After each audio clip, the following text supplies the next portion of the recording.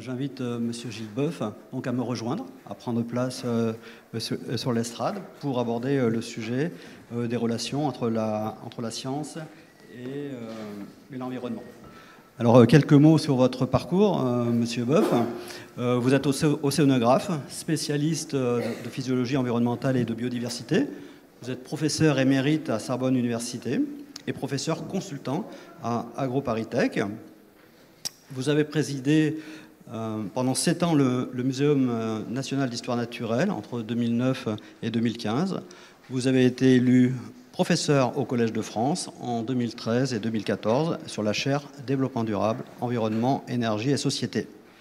Vous avez été également 2 années conseiller scientifique pour la COP 21 au cabinet de Ségolène Royal, qui était alors ministre de l'Environnement, de l'Énergie et de la Mer. Et dernièrement, vous avez assumé la charge de président du comité de transformation écologique des Jeux Olympiques de Paris 2024. Monsieur Boeuf, je vous cède la parole. Merci beaucoup. Merci beaucoup, bonjour à tous, merci d'être venus, merci de m'avoir invité. Je suppose que mes prestations diverses à l'ENM, ils sont pour quelque chose, en fait. Alors j'ai reçu en plus la formation de Qatar, puisque vous savez que le muséum a fait l'objet d'une cyberattaque l'été. Je suis resté 2 mois sans mail, donc j'avais rien. Et ce qui est terrible dans ces systèmes-là, c'est que les gens, en fait, on envoie des mails, et puis on ne sait pas qu'ils n'arrivent jamais, en fait, donc c'est très compliqué.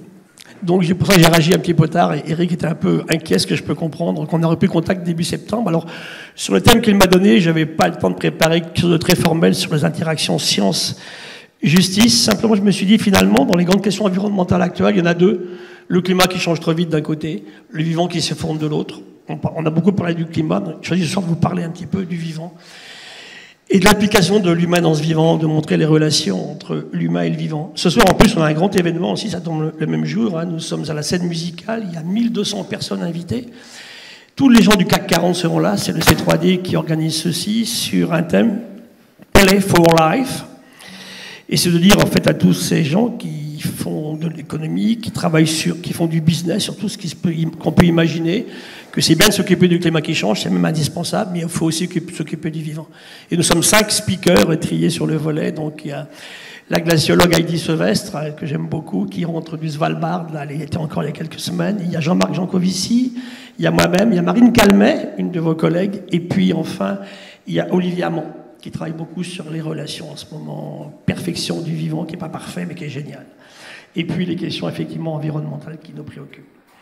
Donc je vais vous parler de ce vivant, en vous rappelant une chose. Je pense que si chaque seconde, chaque humain se disait « je suis vivant », vous mordez la joue, vous pincez le bras, « je suis vivant », on ferait infiniment moins de bêtises, en fait. On l'a oublié. Et le vivant, ça entraîne de l'eau de qualité sérieuse à boire, à manger aussi dans des conditions correctes, un environnement pas trop stressant. Donc je vous ai mis 2 écosystèmes, toujours français, la Guyane, et puis la Nouvelle-Calédonie, j'espère qu'elle va rester encore longtemps française. Et bien là, vous avez effectivement des hotspots, des points chauds de diversité. Il y a plus d'espèces de poissons dans le lagon calédonien que dans toute l'Europe. Et en forêt tropicale humide, en gros, là, sur une zone de 1 km² du camp des Nouragues du CNRS, on a à peu près le tiers des espèces qu'on a en France. Donc ces zones-là sont particulièrement intéressantes et en priorité, bien sûr, à protéger. Alors l'humain est bien sûr construit. Shanghai, on parle beaucoup de la Chine en ce moment, c'est le tiers des Français dans la même ville. Donc vous imaginez bien que ça ne se fait pas sans dégâts environnementaux. Le climat, je ne reprendrai que quelques mots. Alors le climat, c'est vrai que c'est très préoccupant parce que le climat, quand c'est parti, c'est très difficile à arrêter en fait. Le changement climatique, il a toujours été là, mais c'est l'accélération incroyable de ce changement qu'on suit à l'heure actuelle. Température de l'air, température de surface de l'océan et bien sûr, dans l'eau, la montée du niveau de la mer. Et ça ne concerne pas que le Kiribati. On ne vous l'a pas dit, je suis également élu, je suis conseiller régional de Nouvelle-Aquitaine, en charge du programme One Health, une seule santé. Et croyez-moi que chez nous, la montée du niveau de la mer à l'île de Ré, à l'île d'Oléron, au Cap Ferret, ça nous préoccupe de façon considérable. Alors, à côté de ça, le vivant qui s'en va. Je prends un peu mon chouchou, qui est de chez nous, dans la région du sud-ouest, Acipacia sturio, l'esturgeon européen, une bête magnifique. Dans toute l'Europe de l'Ouest, aujourd'hui, il n'est plus que dans 2 fleuves, l'estuaire Gironde-Garonne et la Dordogne et la Haute-Vallée de la Vézère. Disparu des îles britanniques, disparu de Scandinavie, disparu de Méditerranée. Quand j'étais en poste à Bagnols, je trouvais des carnets de pêche de pêcheurs de Port-Vendôme. On pêchait des esturgeons. Une femelle comme ça peut jusqu'à 500 kilos. 2 ovaires de 50 kilos, 100 kilos de caviar à 3300 € le kilo, il n'y en a plus. L'humain détruit ce qui vaut quelque chose. En ce moment, je me bats comme un diable pour sauver l'anguille européenne. Gamin, l'anguille représentait la moitié de la masse de tous les poissons de nos rivières d'Europe de l'Ouest. Aujourd'hui, 1%. Pourquoi? Et là, il y a des aspects juridiques très clairs. Hein. Le kilo de civelle se négocie aujourd'hui entre 200 et 2000 € le kilo. Alors c'est vrai qu'effectivement, vous avez bien sûr des choses importantes à nous apporter. Et puis un petit nouveau, c'est le Covid-19 qui m'a régalé. Pas dans les dégâts qu'il a pu faire, mais dans l'histoire. En fait, j'écrivais en avril 2020, juste au moment où ça démarrait. Le président nous avait mis en confinement juste avant. Notre ennemi n'est pas le virus. Notre ennemi, c'est nous-mêmes. L'humain n'a pas inventé ce virus. Il a créé les conditions du passage du saut d'espèce de la chauve-souris à l'humain, et ensuite il l'a disséminé à une vitesse effroyable de par le monde. Alors, pourquoi justice et science? Alors, je sais que souvent vous parlez d'expertise, c'est un mot qui est extrêmement important pour nous. Je vais le hurler une fois, la science, et madame vous l'avez dit, la science n'est pas une opinion. Aujourd'hui, je regarde ce qui se passe, hein, moi je vois très bien, je suis également élu conseiller régional, j'écoute mes collègues du conseil régional, je suis effrayé. Hein. Ça ne dépasse pas le niveau de 5e dans leur connaissance scientifique. Hein. La science, ben écoutez, ça peut être un uluberlu sur un réseau asocial, comme dit Claude Maluret, j'adore les réseaux asociaux plutôt que sociaux. C'est ça, en fait, qui sort une idée comme ça. Et c'est beaucoup plus compliqué pour nous de démonter cela, bien sûr, que de lancer une idée comme ça en l'air. Donc, c'est très important. Et pour moi, c'est clair que je ne voudrais pas un monde dirigé par les scientifiques, ça ne marcherait pas. Rappelez-vous les histoires Raoult à Marseille contre les Parisiens durant la Covid. Ça ne marche pas. Par contre, un éclairage sur une base scientifique, ça oui. Et c'est là que la science doit avoir un rôle essentiel. Hein. Baser nos réflexions, nos décisions sur des connaissances scientifiques. Et après, c'est la question des poursuites des affaires environnementales. Hein. Alors le pollueur-payeur, on en parle depuis 40 ans. Je ne vois pas trop les résultats précis, aigus. Je les vis très fort, hein, moi, dans ma région Nouvelle-Aquitaine. Je m'occupe de la santé. Hein. Venez discuter avec la coordination rurale, par exemple, chez nous, hein, avec les gens de la Chambre d'agriculture, sur les méfaits. Venez avec moi au CHU à Bordeaux, voir les gens qui, passés 55 ans, sont en Parkinson, les lymphomes. Alors arrêtons de croire que si on abîme notre environnement, on ne sera pas malade. Et là, vous avez un rôle essentiel à jouer dans vos activités professionnelles. Donc, l'inéluctable relation entre la destruction des écosystèmes, leur contamination, leur surexploitation, la dissémination de tout partout, et enfin, bien sûr, le climat. Alors, quelques papiers récents. Il y a juste un an, on écrivait un papier dans Le Monde, c'était dans Futura Science, l'effondrement du vivant a à voir avec les défauts de l'humanité, qui sont essentiellement l'imprévoyance, je ne réfléchis pas, l'arrogance et la cupidité. Ça, c'est intéressant, ça touche des choses que vous avez dans vos prêteurs en permanence. Hein. Ce sont des défauts humains évidents. Il y a juste un an, dans Le Monde, on sortait un papier sur ce terme qui nous a ulcéré, l'écologie punitive. Comment les mathématiques seraient-elles punitives, ou la biologie, ou la chimie? La punition, c'est de faire un cancer à 30 ans chez une jeune femme parce qu'elle a mangé des produits qu'elle n'aurait pas dû manger. Ou quand on abîme le cerveau d'un bébé intra-utéro pendant la grossesse de sa maman, parce que sa maman a consommé des choses qui sont sur le marché, mais qui sont terriblement neurotoxiques, qui sont carcinogènes. On a plein d'exemples, je peux vous en donner plein, on a des milliers de papiers, hein, ou qui sont effectivement stérilisantes. Alors, peut-être qu'il faut qu'on réfléchisse un petit peu à ça. Et le troisième, il a juste un mois, il est en plein dans le débat d'aujourd'hui. Hein, pourquoi on a perdu cette confiance dans les scientifiques? Hein, comment peut-on réconcilier les scientifiques, les politiques et les citoyens? Et vous êtes en plein à la charnière de ces considérations. C'est quoi le vivant? Des bactéries d'abord, on l'oublie. On parle toujours des éléphants, des girafes, hein. Tous là on est couverts de bactéries. On a plus de bactéries dans nous et sur nous que de cellules humaines. Tout ce qu'on va manger tout à l'heure, ce qu'on a mangé ce matin, le siège sur lequel on est assis, nos chaussures, notre pantalon. Le seul endroit où il n'y a pas de bactéries, ce sont les laves de volcans, au-delà de 1000 degrés. Ces volcans ont joué un rôle important, bien sûr, dans les grandes crises d'extinction. Hein. Le vivant est détruit et puis se réinstalle petit à petit. Les protistes, alors les protistes, tout le monde s'en fout, c'est en bas. Ça, c'est Tara Océan. On quitte le port de Lorient en octobre 2009. On fait un tour du monde en 4 ans. Et on ramène 600 000 séquences de trucs pas connus, des virus, des bactéries et des protistes. Alors là, le protiste, c'est une cellule unique, plus grosse qu'une bactérie, elle a un noyau. C'est la différence par rapport aux bactéries. Alors vous me direz, bah, c'est sympa vos trucs là. Ça fait la moitié de l'oxygène de la Terre. Ce vivant nous aide à respirer. Les arbres, bien sûr, jouent ce rôle, mais le plancton marin a un rôle aussi important que les arbres continentaux que nous connaissons bien. Les levures, on parle souvent des levures. Eh bien, les levures, figurez-vous que sans levure, pas de pain, pas de vin, pas de bière, pas de fromage, pas de français. Voilà. Alors là, je commence à intéresser effectivement des gens qui me disent bah oui, effectivement, peut-être que vos petits trucs là qui sont insignifiants, qui apparaissent insignifiants, ont un rôle important à jouer. Et puis ensuite, bien sûr, les champignons, les plantes et les animaux. Tout ça, c'est le vivant. C'est-à-dire qu'aujourd'hui, on connaît à peu près 2,5 millions d'espèces vivantes sur la Terre. C'est le travail du muséum. Et puis les virus, le petit coronavirus.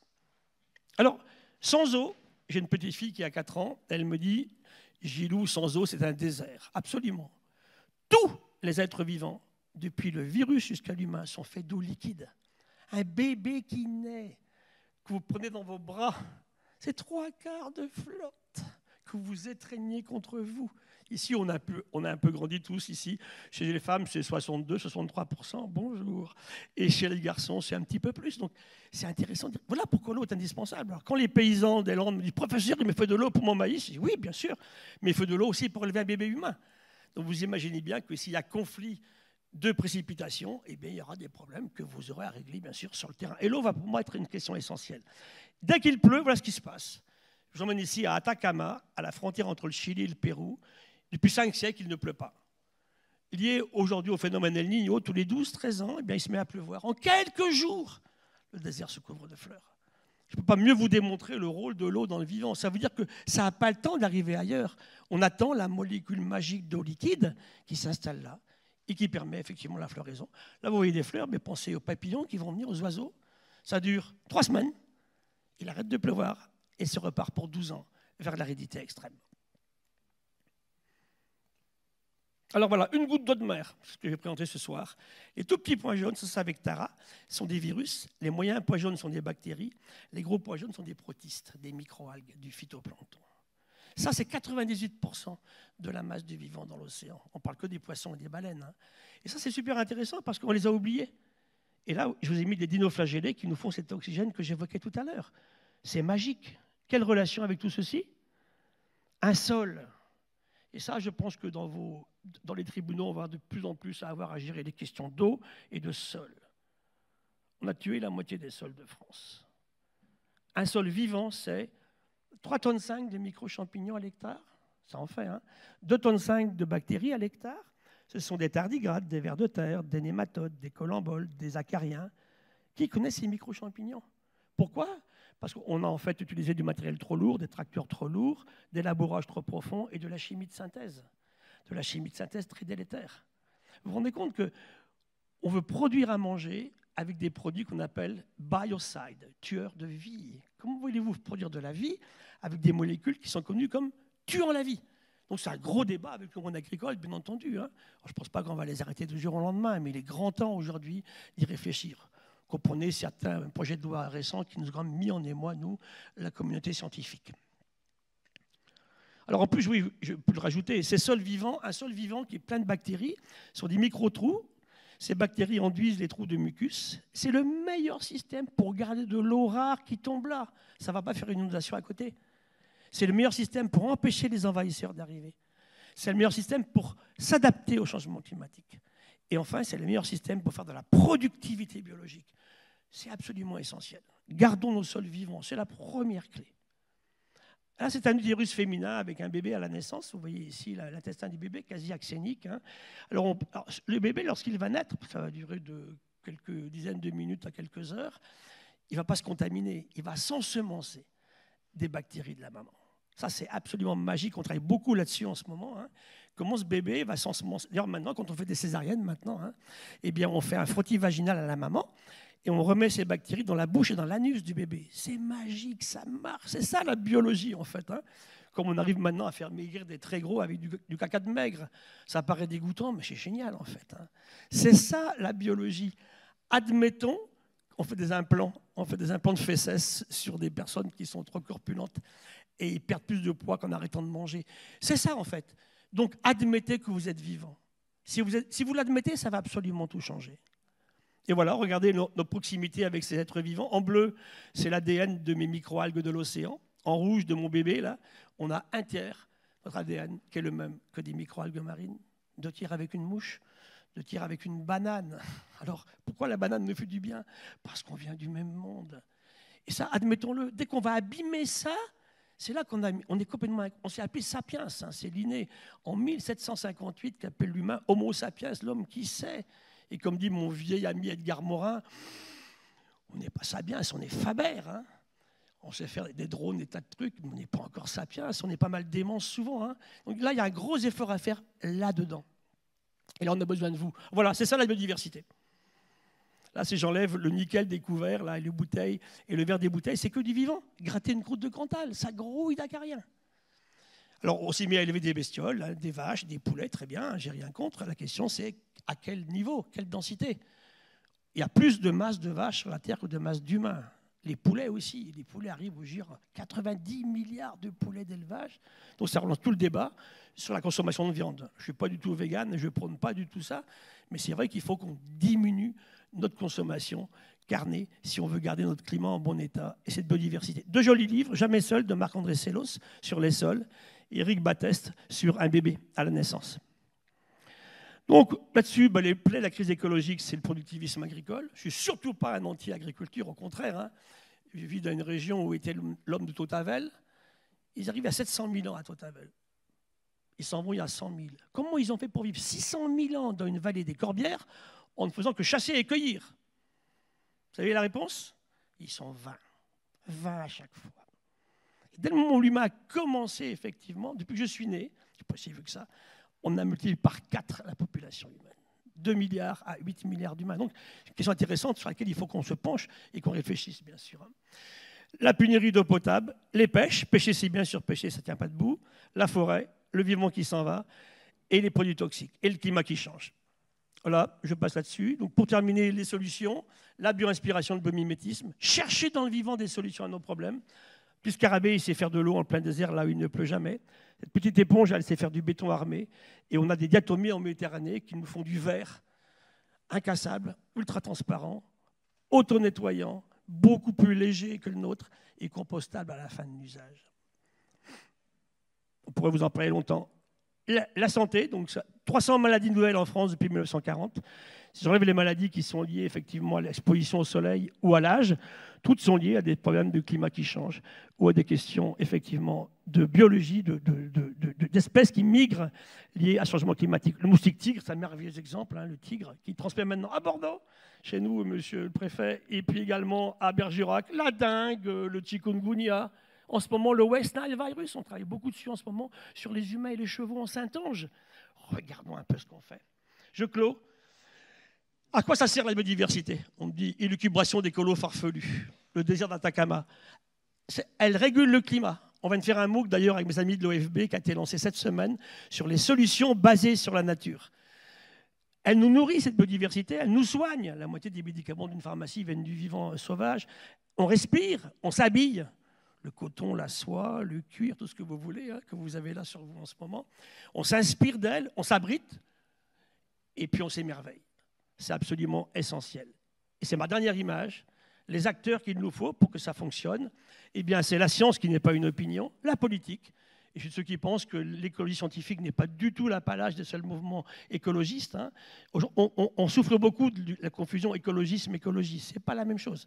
Quand j'étais allé au ministère, vous le signalez tout à l'heure, j'avais voulu changer. On n'était plus le ministère de l'écologie. On était devenu ministère de l'environnement, de l'énergie, de la mer. Quand Nicolas Hulot revient, on est redevenu écologie. C'est très difficile parce que du coup, on apparaît comme un ministère des écolos, ce qui n'est absolument pas le cas, évidemment, hein, de l'environnement. Les citoyens, les ONG, les sciences participatives. Le muséum, c'est 2500 personnes, 500 chercheurs, 20 000 participatifs, dont des gens qui sont dans la salle ici, qui nous appellent. J'ai ramassé ma première pomme, j'ai mangé mon premier raisin, j'ai fait ma première vendange, j'ai vu mon premier hippocampe. Bien organisé, on lit les changements divers. Et enfin, je finis par les entreprises. Et pas ce soir, je vais leur parler, aux gens du CAC 40, leur dire que si l'entreprise ne s'empare pas massivement de ces questions-là, on aura beaucoup de mal à gérer ces questions-là dans les temps qui nous restent. Donc simplement, tuons ces gros défauts de l'humain qu'on a évoqués tout à l'heure, et puis émerveillons-nous, et surtout, Le vivant est là depuis 4000 millions d'années. Pourquoi il est toujours là? Parce qu'il a accepté en permanence de changer. On ne change toujours pas, alors on change ensemble. Merci.